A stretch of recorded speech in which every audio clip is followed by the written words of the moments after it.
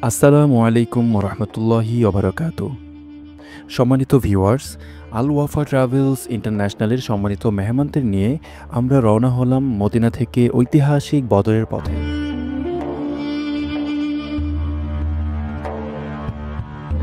Medina থেকে বদরের দূরত্ব প্রায় ১৫০ কিলোমিটার।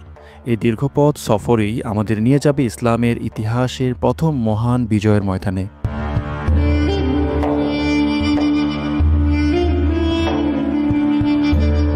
বদরের পথে যেতে যেতে সর্বপ্রথম আমরা বিরতি নেই বীরে রোহা ও বীরে শেফাতে। ইতিহাস বলে রাসূল সাল্লাল্লাহু আলাইহি ওয়াসাল্লাম বদরের পথে সফরকালে এখান থেকেই পানি পান করেছিলেন। আমরাও সেই নিদর্শনে দাঁড়িয়ে ঐতিহাসিক কূপের পানি পান করি এবং সাহাবাদের সেই মুহূর্তগুলো কল্পনায় স্মরণ করি। সুবহানাল্লাহ।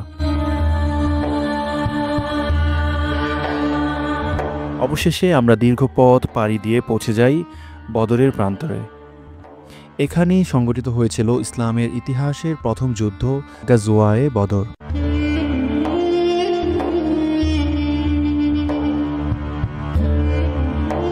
দোসরা হিজরি ১৭ই রমজান ৩১৩ জন সাহাবী সীমিত অস্ত্রশস্ত্র নিয়ে আল্লাহর সাহায্যে মোকাবিলা করেন প্রায় ১,০০০ কুরাইশ সেনার।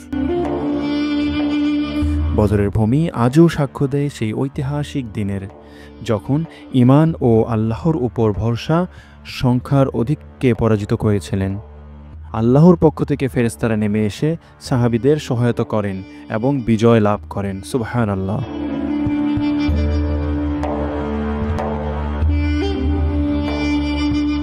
বদরের ময়দানে বহু সাহাবী শহীদ হয়েছিলেন। এখানে দাঁড়িয়ে আমরা তাদের আত্মত্যাগ স্মরণ করি এবং মনের ভেতর গভীর শ্রদ্ধা জাগে। বদর আমাদের শেখায় সত্য ও ন্যায়ের পথে আল্লাহর সাহায্য সবসময় মুমিনদের সাথেই থাকে।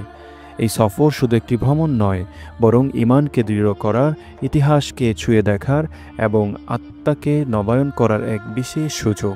আল্লাহ তাআলা যেন আমাদেরকে হজ্জে মাবরুর দান করেন এবং আল্লাহর ঘর মক্কা এবং মদিনার সে ঐতিহাসিক জায়গাগুলো সফর করার তৌফিক দান করেন।